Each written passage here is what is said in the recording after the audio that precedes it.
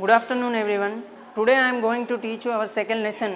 Every success story is also a story of great failure, written by the Shiv Khera. So Shiv Khera evarante, he is a famous Indian author. So ఈయన మెయిన్గా self motivated books అనమాట and activist.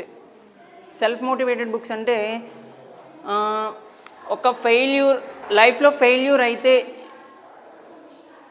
అయితే ఇంకా మనం అక్కడితో ఆగిపోకుండా failure నుంచి success ఎలా వచ్చిందనేది మోటివేట్ చేస్తూ, అంటే నెంబర్ ఆఫ్ పర్సన్స్కి మోటివేట్ చేస్తూ కొన్ని బుక్స్ రాశారు.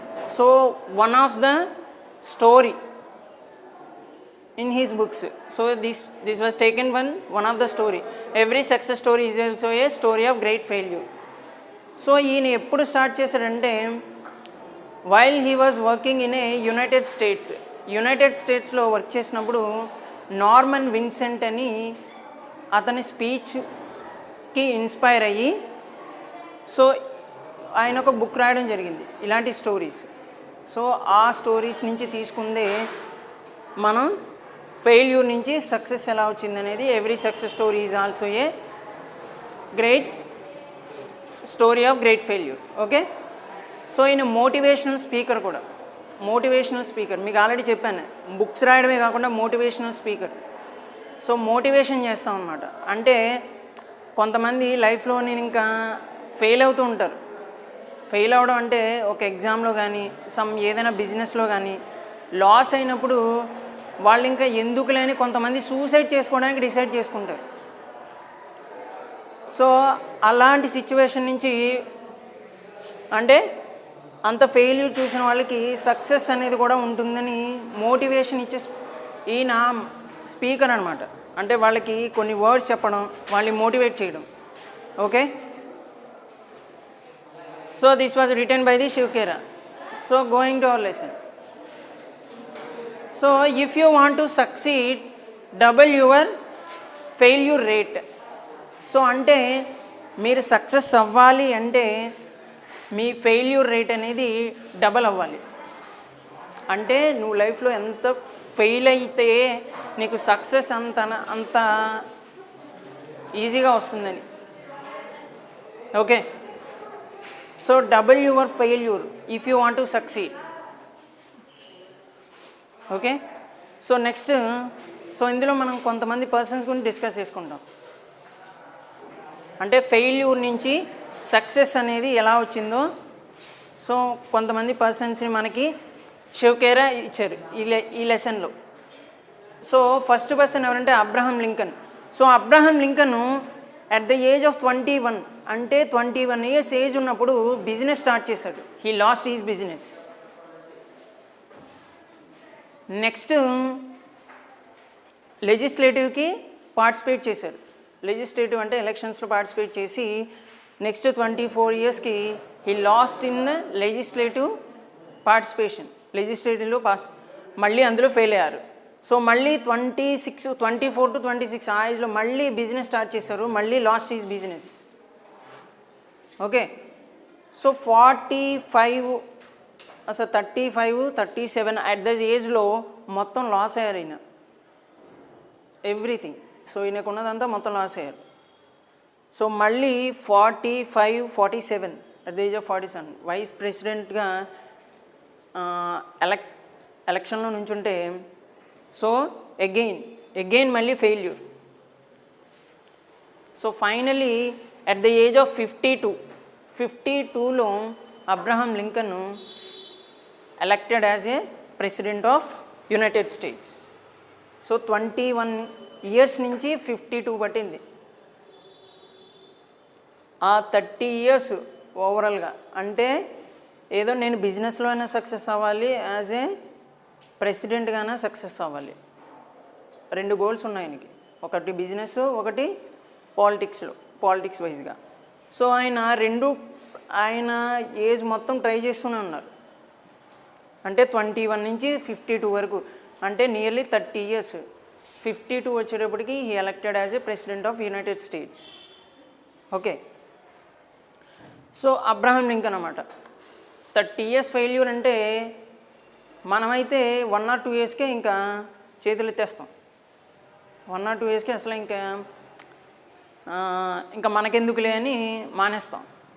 సో కంటిన్యూగా 30 years అయినా 1, 2 కాదు 30 years ట్రై చేసి ఓవరాల్గా 52లో president as a president of United States. So ఈయన మీద ఏమైందంటే ఇలా ఈయన ప్రెసిడెంట్ ఆఫ్ యునైటెడ్ స్టేట్స్కి ఎలక్ట్ అయ్యాడు కదా. ఎలక్ట్ అయిన తర్వాత ఈయన మీద మర్డర్ అటెంప్ట్ జరిగింది. అంటే ఈయన కొన్ని చేంజెస్ తీసుకొస్తున్నాడు.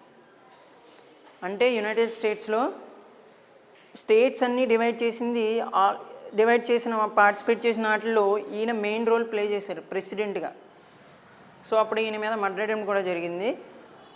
సో ఆయన ఎన్ని జరిగినా కూడా ఈయన ఫైనల్గా సక్సెస్ అనేది చూశారు. ఈయన గురించే చెప్పుకుంటారు యునైటెడ్ స్టేట్స్లో యాజ్ ఏ ప్రెసిడెంట్గా ఎలా ఉండాలి అంటే అబ్రహం లింకన్ కొన్ని మనకి రాజ్యాంగం అంటాం కదా. సో వాళ్ళు రాసుకున్నారన్నమాట వాళ్ళ white house. Okay, so that is the story of Abraham Lincoln. So next one is 1913లో ఈయన 1913లో లీడీ ఫారెస్ట్ అని ఒక సైంటిస్టు ట్రయడ్ ట్యూబ్ని ఇన్వెంట్ చేశారు. ట్రయడ్ ట్యూబ్స్ మన మీ కెమిస్ట్రీస్లో యూజ్ చేస్తారు, chemistry and physics. Okay, so combination of chemicals mix చేయడానికి. సో ట్రయడ్ ట్యూబ్స్ అనమాట. నెక్స్ట్ వన్ వచ్చేసి కొలనల్ శాండర్స్ మీ అందరికీ తెలిసిందే. కొలనల్ శాండర్స్ సో KFCని ఇన్వెంట్ చేసిన ఆయన. నెక్స్ట్ రైట్ బ్రదర్స్ 1903 సంవత్సరంలో వాళ్ళు మ్యానుఫ్యాక్చర్ చేసింది అంటే ఫ్లైట్స్ మ్యానుఫ్యాక్చర్ చేసింది 1903 సంవత్సరంలో స్టార్ట్ చేస్తే అంతకుముందే స్టార్ట్ చేశారు. 1903 సంవత్సరంలో వాళ్ళు చేసిన దాన్ని ట్రయల్ వేశారు. అంటే ఫస్ట్ కొంచెం హైట్లో తర్వాత కొంచెం హైట్లో. సో 1903లో ఫైనల్గా వాళ్ళు ఇన్వెంట్ చేసిన ఫ్లైట్ సక్సెస్ఫుల్గా వాళ్ళు అనుకున్నంత డిస్టెన్స్ రీచ్ అయింది. సో అప్పుడు వాళ్ళని అందరూ పట్టించుకున్నారు రైట్ బ్రదర్స్ని. అప్పటి వరకు వాళ్ళని ఎవరు పట్టించుకోలేదు. వాళ్ళు ఏవో పిచ్చి పనులు చేసుకుంటున్నారు అని అనుకునేవారు. ఓకే, సో రైట్ బ్రదర్స్ తర్వాత కొలనల్ శాండర్స్ చెప్పాను కదా. Colonel Sanders is the founder of the KFC.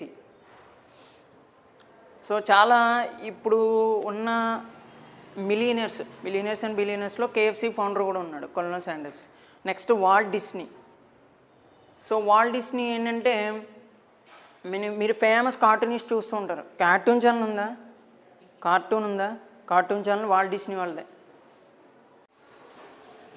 Okay, so Walt Disney famous cartoonist అనమాట. సో కార్టూన్స్ వేస్తూ ఛాన్సెస్ కోసం చాలా ట్రై చేస్తూ ఉండేవాడు. So he face so many failures తర్వాత సక్సెస్ అనేది వచ్చింది.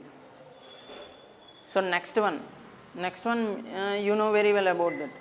సో ఎవరంటే Thomas Alva Edison. So Thomas Alva Edison ఏంటంటే బల్బ్ ఇన్వెంట్ చేశారు కదా. So not only bulb, phonograph, so some lot of మిషన్స్లో. సో మనం ఇప్పుడు యూస్ చేసే మనం ఫ్యాన్స్ కానీ సమ్ ఉన్నాయి కదా రైల్ ఇంజిన్స్లో. So one of the main parts అనమాట, మెయిన్ పార్ట్స్ ఉంటాయి. సో అవి థామస్ అల్వా ఎడిసన్ ఇన్వెంట్ చేశాడు. సో ఎడిసన్ ఏమైందంటే స్కూల్కి వెళ్తే వాళ్ళ టీచరు నువ్వు స్టూపిడ్ ఫెలో అని చెప్పింది. Your Tom is behave like A stupid. So అని చెప్తే వాళ్ళ మదర్ ఏమని చెప్పిందంటే వాళ్ళ మదరు తనకి ఆపోజిట్గా చెప్పింది, మా అబ్బాయి అలాంటి వాడు కాదు అని చెప్పింది. సరే అని నెక్స్ట్ డే నుంచి థామస్ అల్వా ఎడిసన్ని స్కూల్కి పంపించడం మానేసింది వాళ్ళ మదరు. మానేస్తే తన దగ్గర ఉంచుకుంటే ఎడిసన్ ఏం చేశాడు అంటే చిన్న చిన్న ఎక్స్పెరిమెంట్స్ చేసేవాడు. నేను ఒకటి చెప్తాను, మీకు ఆల్రెడీ చెప్పినదే. సో ఏమైందంటే ఒకరోజు మనకి హెన్ ఉంటుంది కదా, కోడి పెట్ట. సో కోడి గుడ్డు ఉంటుంది కదా, ఎగ్ పొదగడానికి చూశాడు, ఓవేషన్ అనమాట. సో ఏం చేశాడంటే కోడి చేస్తే అలా ఎందుకు అవుతుంది, మనం చేస్తే అవ్వదా అని చెప్పాడు. సో ఎగ్స్ అన్నీ తీసుకొచ్చి బెడ్ మీద పెట్టి దాని మీద పడుకున్నాడు. పడుకుంటే ఏమైందంటే మొత్తం అన్నీ పగిలిపోయినాయి. సో పగిలిన తర్వాత అప్పుడు అర్థమైందనమాట, this is not a right way. So ఇది కరెక్ట్ వే కాదు, ఇది నేను వెళ్ళాల్సిన వే కాదు అని అనుకున్నాడు. అంతేగాని వాళ్ళ మదరు కూడా ఏమనేది కాదు. Okay. So Thomas Alva Edison అలాంటి ఎక్స్పెరిమెంట్స్ చాలా చేశాడు, not only one thing. So ఏమైందంటే ఎడిసన్కి వాళ్ళ మదర్ ఎక్స్పైర్ అయిన తర్వాత ఒకరోజు వాళ్ళ టీచరు లెటర్ ఉంది కదా, సో చిన్నప్పుడు చదవడం వచ్చేది కాదు, సరిగ్గా చదివేవాడు కాదు. సో లెటర్ కనిపించిన తర్వాత ఆ లెటర్లో ఉన్న చూసి మా మదరు నన్ను ఇంతలా ఎంకరేజ్ చేసింది, so I have to do something, so నేను ఏదైనా కొత్తగా చేయాలి, ఇన్వెంట్ చేయాలి అని డిసైడ్ అయ్యాడు. Successful people don't do great things. Okay. So వాళ్ళు చేసేది వాళ్ళు ఆ పని ఏదో పెద్దగా మనకి పేరు వస్తుంది కదా అని చెయ్యరు. అంటే పెద్దగా పేరు వస్తుందని అంటే ఫస్ట్ వాళ్ళు చేసుకునేది వెళ్ళిపోతారు. వాళ్ళు చేసే చిన్న పని అయినా బాగా సక్సెస్ అవ్వాలని సో కాన్సన్ట్రేషన్తో చేస్తారు. ఓకే. సో అలాగా ఎడిసన్ వాళ్ళ మదరు ఎక్స్పైర్ అయిన తర్వాత ఒక డెసిషన్ తీసుకున్నాడు, ఎలాగైనా ఏదైనా ఇన్వెంట్ చేయాలి. సో అలా ఇన్వెన్షన్లో ఒక చిన్న ఫ్యాక్టరీ ఒకటి ఉండేది. సో 1914లో 1914లో at the age of 67. So 67లో ఏమైందంటే మొత్తం షార్ట్ సర్క్యూట్ అయిపోయింది, ఫ్యాక్టరీ అంతా షార్ట్ సర్క్యూట్, మొత్తం కాలిపోయింది. కాలిపోయిన తర్వాత అందరూ బాధపడ్డారు, మొత్తం తనతో వర్క్ చేసే వాళ్ళు అందరూ బాధపడ్డారు. సో ఎడిసన్ మాత్రం గాడ్కి థ్యాంక్స్ చెప్పాడు, thank God our mistakes are burned, నేను చేసిన తప్పులన్నీ కాలిపోయింది. సో అదనమాట, పాజిటివ్ మైండెడ్గా ఉండేవాడు ఎప్పుడు. సో అలాగా ఎడిసన్ ఫ్యాక్టరీ కాలిపోయిన తర్వాత ఫోనోగ్రాఫ్ని ఇన్వెంట్ చేశాడు.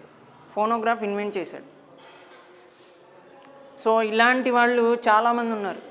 సో ఫస్ట్ మనం మాట్లాడుకుంది Abraham Lincoln, next Lee De Forest, next Wright brothers, colonel Sanders, Walt Disney, Thomas Alva Edison.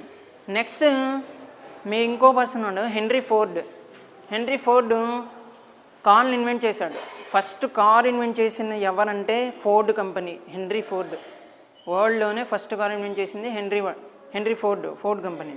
So car invent చేసిన తర్వాత ఏమైందంటే గేర్ వేస్తే ముందుకు వెళ్ళాలి, వెనక్కి వెళ్ళేదనమాట. సో అది ప్రజెంట్ చేసినప్పుడు అందరూ ఏమైందంటే ఏదో కొత్తగా ఇన్వెంట్ చేశారు కదా అని అందరూ వచ్చి చూడడానికి వచ్చారనమాట. సో ఫోర్డ్ ఏమనుకున్నాడంటే నేను ఒకటి ఇన్వెంట్ చేశాను కదా, సో అందరినీ కాన్ఫరెన్స్కి పిలిచి మనం ఏదో కొత్తగా ప్రజెంట్ చేద్దామని అనుకున్నాడు. సో ఆ ప్రజెంటేషన్లో ఏమైందంటే ఫ్రంట్కి వెళ్ళాల్సిన కారు బ్యాక్కి వెళ్ళింది. సో అందరూని మొత్తం తిట్టారు, ఎందుకు నీకు రానిది ఎందుకు నువ్వు ఇన్వెంట్ చేయడం ఎందుకు అని తిట్టారు.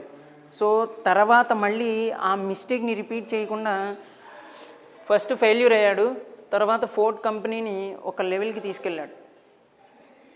ఫోర్డ్ కంపెనీలో నెంబర్ ఆఫ్ బ్రాండ్స్ ఉన్నాయి, అంటే నెంబర్ ఆఫ్ కంపెనీస్ వచ్చి జాయిన్ అయినాయి.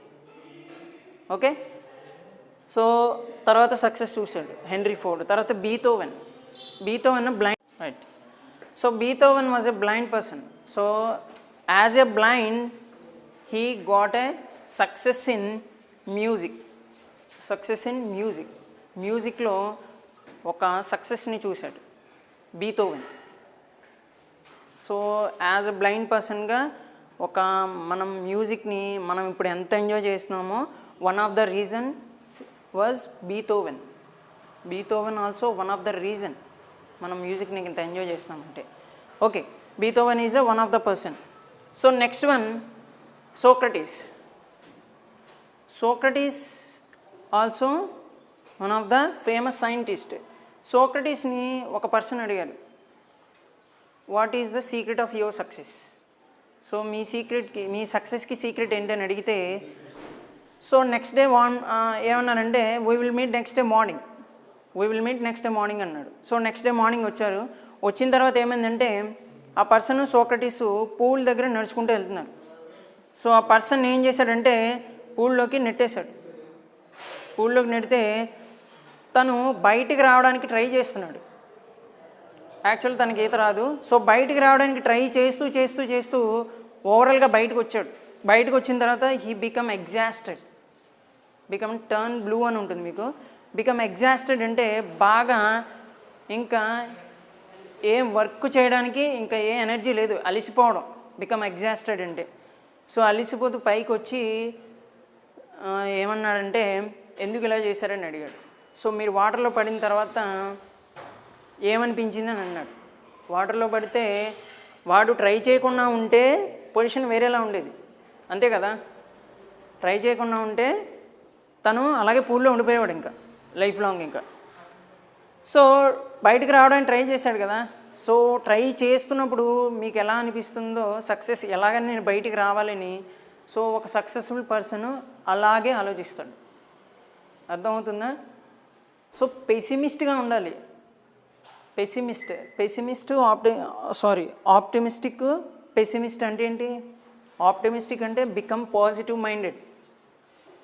ఆప్టిమిస్టిక్గా ఉండాలి అంటే an optimistic sees every opportunity in every danger. So A danger వచ్చినా కూడా ఆ డేంజర్లో ఏదో ఒక ఆపర్చునిటీ వెతుక్కుంటాడు. పెసిమిస్ట్ ఏంటి? ఏదైనా ఒక ఛాన్స్ వచ్చిందనుకోండి, ప్రతి ఆపర్చునిటీలో కూడా ఒక డేంజర్ వెతుక్కుంటాడు. అంటే నాకెందుకురా బాబు, ఏదైనా ఛాన్స్ వచ్చిందనుకో చేద్దాంలే చూద్దాంలే అని అనుకుంటాం కదా. సో బీ ఆప్టిమిస్టిక్, పెసిమిస్ట్గా ఉండకూడదు. Okay, this is your second lesson. Every success story is also a story of great failure written by the Shiv Khera.